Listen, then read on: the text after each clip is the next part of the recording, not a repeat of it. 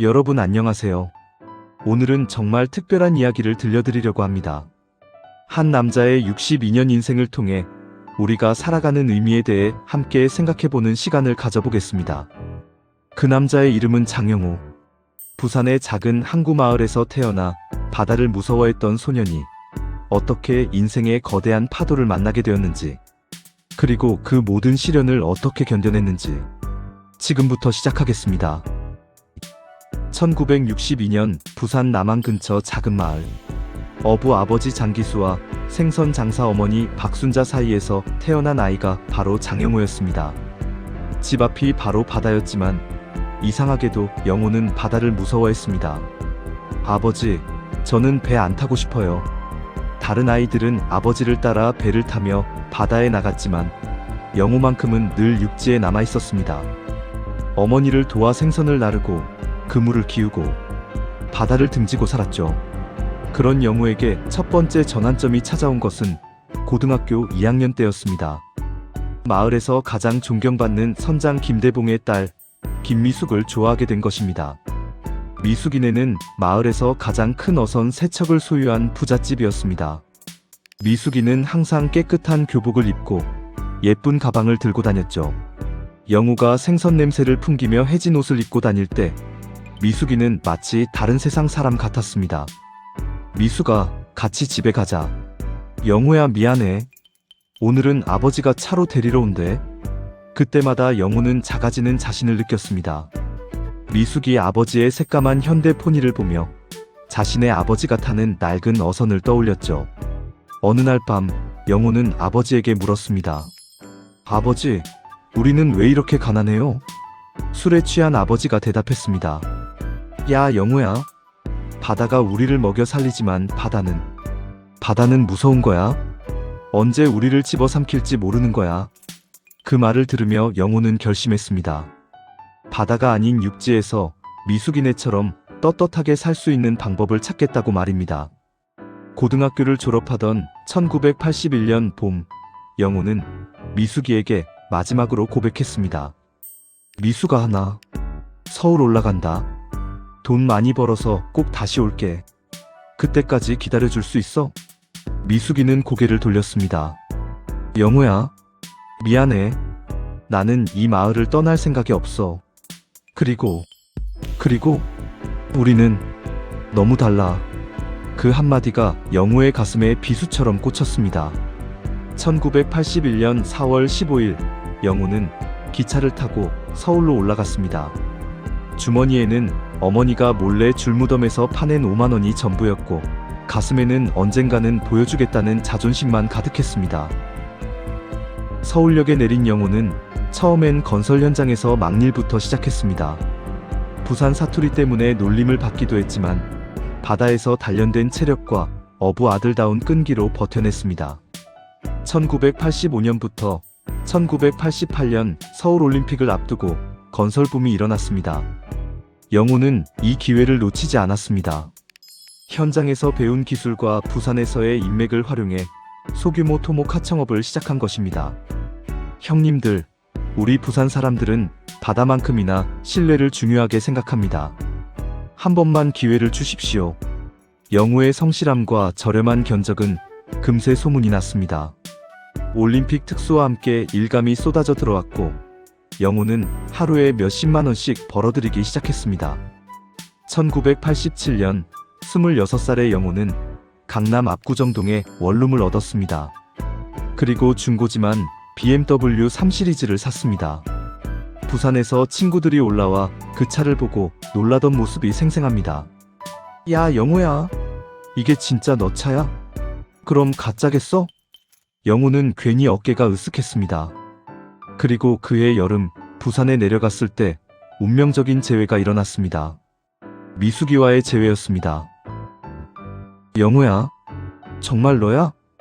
6년 만에 만난 미숙이는 더욱 아름다워져 있었습니다. 영우는 BMW 키를 돌리며 말했습니다. 바다 구경하러 가자. 그날 밤 해운대에서 둘은 다시 사랑에 빠졌습니다. 영우는 자신의 성공을 자랑했고 미숙이는 그런 영우를 새롭게 바라봤습니다. 미숙아, 나랑 결혼하자. 서울에서 같이 살자. 정말 괜찮을까? 걱정 마.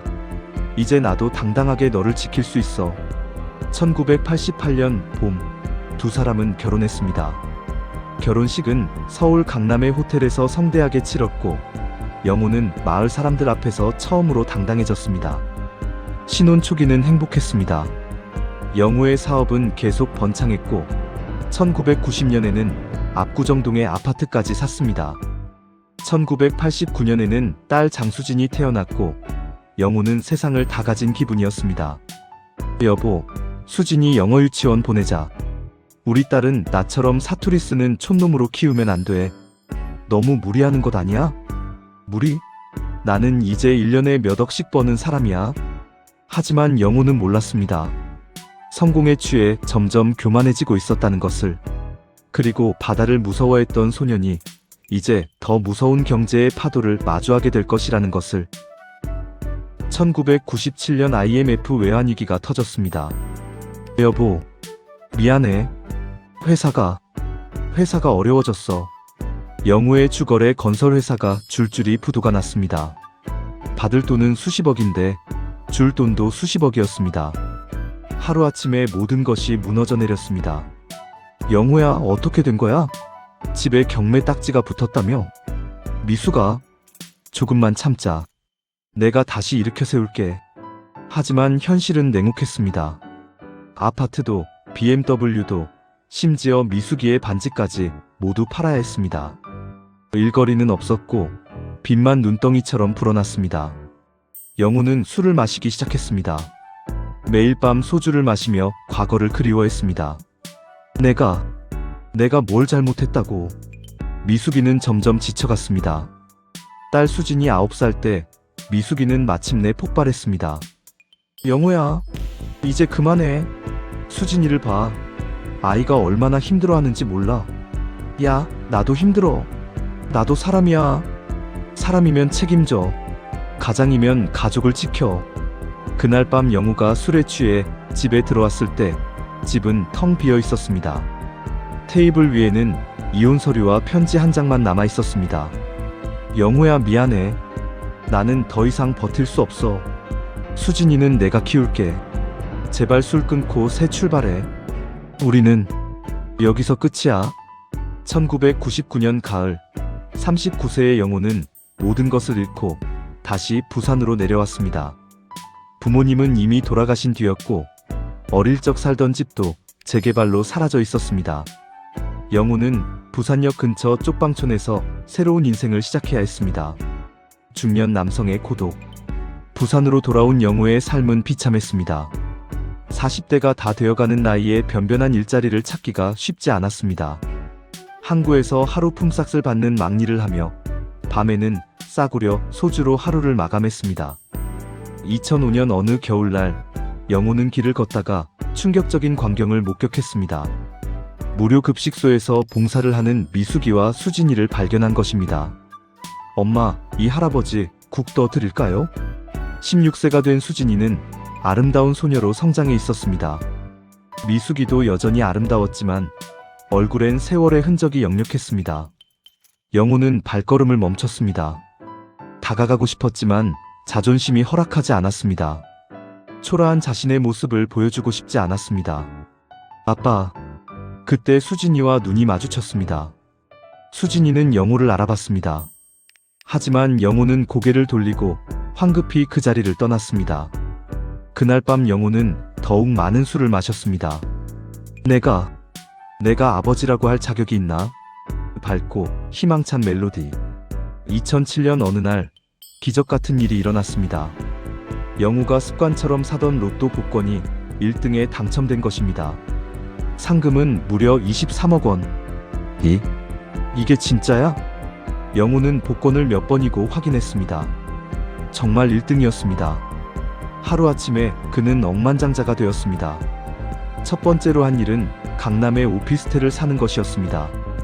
두 번째는 벤츠 E클래스를 사는 것이었습니다. 영호는 다시 한번 인생이 역전되었다고 생각했습니다. 이제 미숙이와 수진이 앞에 당당하게 나타날 수 있어. 영호는 부산 해운대에 펜션을 차렸습니다. 그리고 미숙이에게 연락을 취했습니다. 미숙아, 나야 영우야. 영우야, 웬일이야? 만나자. 할 말이 있어. 미숙이는 망설였지만 만나주었습니다. 영우는 자신의 성공을 자랑했습니다. 미숙아, 내가 복권에 당첨됐어. 23억. 이제 다시 시작할 수 있어. 하지만 미숙이의 반응은 차가웠습니다. 영우야, 돈이 다가 아니야. 뭐? 그럼 뭐가 중요해? 내가 이제 수진이 대학 등록금도 낼 수 있고 너한테 좋은 집도 사줄 수 있어. 수진이는 장학금으로 의대에 갔어. 자기 힘으로. 영우는 충격을 받았습니다. 딸이 의대에 갔다니. 그것도 자기 힘으로. 의대? 수진이가? 응. 서울대 의대 2학년이야. 아르바이트 하면서 자기가 다 해내고 있어. 그 순간 영우는 자신이 얼마나 무력한 아버지였는지 깨달았습니다. 하지만 영우는 또다시 같은 실수를 반복했습니다. 펜션 사업에만 집중하지 않고 주식 투자, 부동산 투기, 심지어는 도박에까지 손을 댔습니다. 사장님, 이번에는 확실합니다. 강남 땅값이 2배는 오를 거예요. 정말? 네, 제가 보증합니다. 영우는 또다시 욕심에 눈이 멀었습니다. 과거에 배운 교훈은 온데간데 없었습니다. 2008년 글로벌 금융위기가 터졌습니다. 영우가 투자한 주식들은 폭락했고 투기로 산 부동산들은 팔리지 않았습니다. 펜션 사업도 경기 침체로 망했습니다. 2년 만에 다시 무일푼이 된 영우. 또 이렇게 되는구나. 설상가상으로 도박빚까지 생겼습니다. 사채업자들이 찾아오기 시작했고 영우는 또다시 도망자 신세가 되었습니다. 2010년 50세가 다 되어가는 영우는 서울역 노숙자 쉼터에서 잠을 청해야 했습니다. 내가 정말 한심하구나. 그때 영우는 뉴스를 통해 충격적인 소식을 들었습니다. 딸 수진이 의사국가고시에 합격했다는 것입니다. 그것도 전국 수석으로. 우리 딸이, 우리 수진이가. 영우는 눈물을 흘렸습니다. 자랑스럽기도 했지만 한편으로는 더욱 부끄럽기도 했습니다. 딸은 자기 힘으로 의사가 되었는데 자신은 또다시 바닥으로 떨어져 있었으니까요. 성숙한 BGM 마이너스 깊이 있고 감동적인 멜로디. 2015년 영우는 우연히 서울 시내 한 교회의 무료 급식소에서 봉사를 시작하게 되었습니다. 처음에는 그저 끼니를 해결하기 위해서였지만 점차 마음이 변화하기 시작했습니다. 아저씨, 고생 많으셨습니다. 맛있게 드세요. 영우가 다른 노숙자들에게 밥을 배식하며 하는 말이었습니다. 누군가를 도우며 보람을 느끼는 것은 오랜만이었습니다. 그해 가을, 영우는 놀라운 소식을 들었습니다. 딸 수진이 서울 강남의 한 큰 병원에 레지던트로 들어갔다는 것이었습니다. 아버지도 이제 대학병원에서 일해요. 영우는 병원 청소부로 취직했습니다. 54세의 늦은 나이였지만 딸과 같은 공간에 있고 싶었습니다. 물론 수진이는 영우가 그 병원에 있다는 것을 모르고 있었습니다. 매일 새벽 5시에 출근해서 병원 복도를 청소하고 화장실을 닦고 쓰레기를 치우는 일. 하지만 영우에게는 그 일이 소중했습니다. 가끔 복도에서 흰 가운을 입고 지나가는 수진이를 멀리서 바라보는 것만으로도 행복했습니다. 감동적인 아버지와 딸의 BGM. 2018년 어느 날 운명적인 만남이 일어났습니다. 영우가 응급실을 청소하고 있는데 술에 취해 쓰러진 환자가 실려왔습니다. 그 환자를 치료하는 의사가 바로 수진이었습니다. 환자분, 괜찮으세요? 술을 너무 많이 드신 것 같은데. 수진이는 환자를 정성껏 돌봤습니다. 영우는 그런 딸의 모습을 보며 가슴이 뭉클했습니다. 내 딸이 이렇게 훌륭한 의사가 되었구나. 그때 수진이가 영우를 발견했습니다. 아저씨, 청소하시는 분이세요? 고생 많으십니다. 네, 선생님. 영우는 고개를 숙였습니다. 수진이는 영우를 알아보지 못했습니다. 아버지가 이렇게 늙고 초라해져 있을 거라고는 상상도 못했겠죠. 그날 밤 영우는 많은 생각을 했습니다. 내가 아버지로서 해준 게 뭐가 있지? 수진이는 모든 걸 혼자 해냈는데. 2019년 영우에게 청천벽력 같은 소식이 날아왔습니다. 건강검진에서 간경화 말기 판정을 받은 것입니다. 환자분 상당히 진행된 상태입니다. 남은 시간이 길지 않을 수도 있어요. 의사의 말을 들으며 영호는 오히려 평온해졌습니다. 그래, 이제 정리할 때가 되었구나. 영호는 남은 시간을 어떻게 보낼지 진지하게 고민했습니다. 그리고 결정했습니다. 자신이 할 수 있는 마지막 일을, 딸을 지키는 일을 하겠다고. 영호는 병원에서 자원봉사자로 활동을 시작했습니다. 환자들을 돌보고 청소를 하고 심부름을 하며 자신만의 방식으로 딸이 일하는 병원을 지켰습니다. 2020년 코로나19가 터졌을 때도 영호는 병원을 지켰습니다. 많은 사람들이 병원을 기피할 때 영호는 오히려 더 열심히 일했습니다. 아저씨, 위험하니까 집에 계세요. 괜찮습니다. 여기가 제 자리예요. 영호는 마스크를 쓰고 방호복을 입어가며 코로나 병동을 청소했습니다. 위험한 일이었지만 딸과 다른 의료진들을 위해서라면 할 수 있었습니다. 운명적인 만남의 BGM. 그리고 2021년 봄, 드디어 아버지와 딸의 재회가 이루어졌습니다. 영호가 중환자실을 청소하고 있는데 갑자기 쓰러진 것입니다. 간경화가 악화되어 의식을 잃었습니다. 응급환자입니다. 청소부 아저씨가 쓰러졌어요. 수진이가 달려왔습니다. 그리고 영호의 얼굴을 자세히 보는 순간, 아빠, 수진아. 영호가 눈을 떴습니다. 20년 만의 재회였습니다. 아빠, 정말 아빠야? 왜 여기 있어? 미안하다. 수진아, 아빠가 정말 미안하다. 수진이는 눈물을 흘렸습니다. 분노보다는 슬픔이 더 컸습니다. 아빠, 왜 그동안 연락도 안 했어? 얼마나 보고 싶었는데? 아빠가 너한테 부끄러웠어. 실패한 아버지가 못나치로. 바보야. 성공하지 못했다고 아빠가 아닌 건 아니잖아. 그날부터 부녀의 새로운 관계가 시작되었습니다. 수진이는 아버지를 자신의 집으로 데려가 돌봤습니다. 아빠, 엄마한테도 연락해보자. 미숙이가 나를 만나주겠어? 만나줄 거야. 엄마도 아빠를 많이 그리워했어. 정말로 미숙이는 영호를 만나주었습니다. 27년 전 결혼했을 때보다 더 깊은 이해가 있었습니다. 영호야, 고생 많았구나. 미숙아, 정말 미안해. 내가 남편으로서, 아버지로서 너무 부족했어. 이제 그런 얘기 하지 마. 우리 수진이 이렇게 훌륭하게 키워낸 것만으로도 고마워. 내가 뭘 했다고. 다 혼자 해낸 건데. 아니야. 아빠의 피가 흐르고 있으니까 수진이가 이렇게 끈기 있고 강한 거야. 세 사람은 서로를 용서하고 이해했습니다. 숭고하고 감동적인 2022년부터 영호의 건강이 급속히 나빠졌습니다. 하지만 그는 후회하지 않았습니다. 마지막 2년을 가족과 함께 보낼 수 있어서 감사했습니다. 영호는 수진이의 결혼식에도 참석했습니다. 딸이 같은 병원의 정형외과 의사와 결혼하는 모습을 보며 영호는 평생 꿈꿔왔던 순간을 맞이했습니다. 수진아, 행복하렴.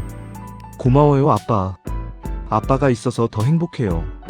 결혼식에서 영호는 바이올린 연주를 들으며 눈물을 흘렸습니다.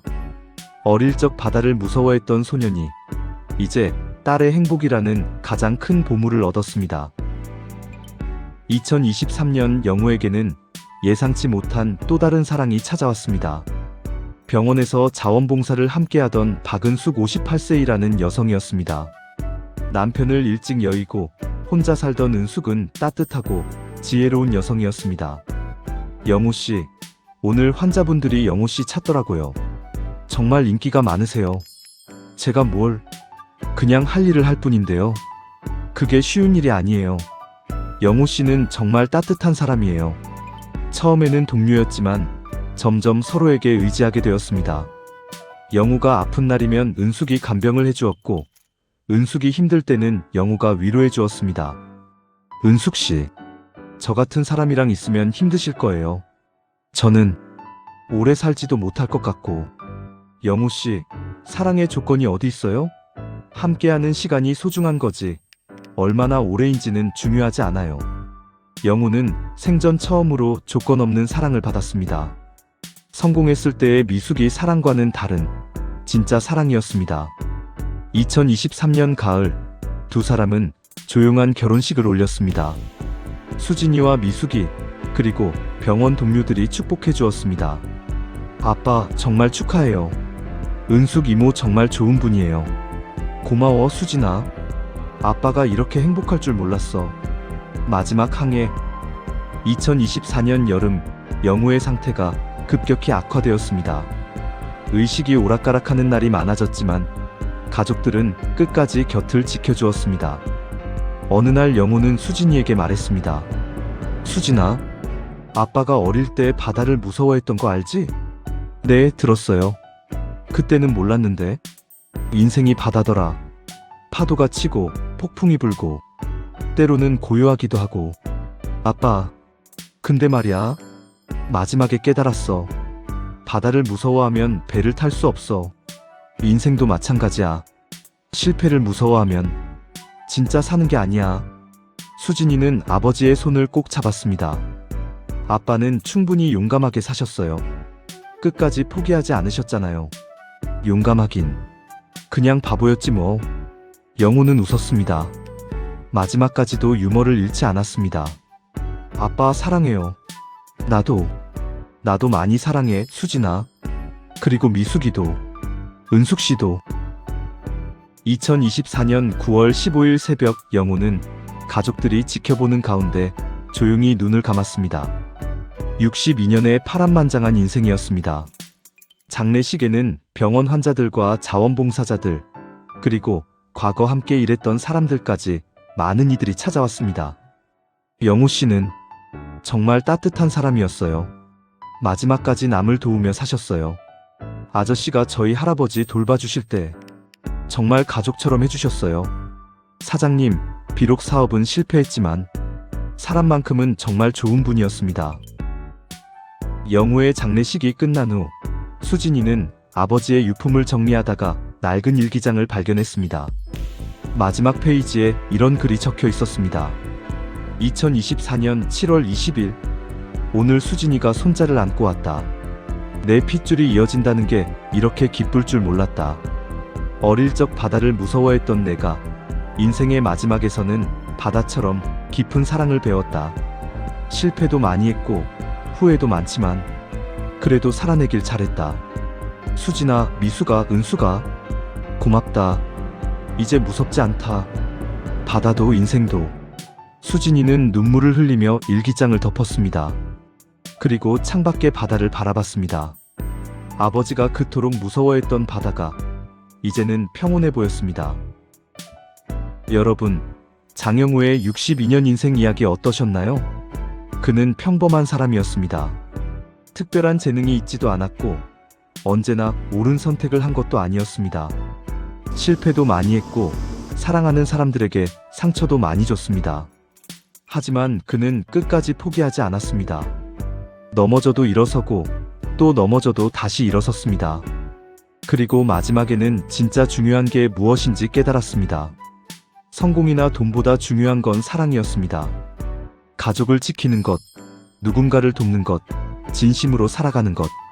바다를 무서워했던 소년이 마지막에는 바다처럼 깊은 마음을 갖게 된 이야기. 우리 모두의 이야기이기도 합니다. 누구나 실패할 수 있고 누구나 다시 시작할 수 있습니다.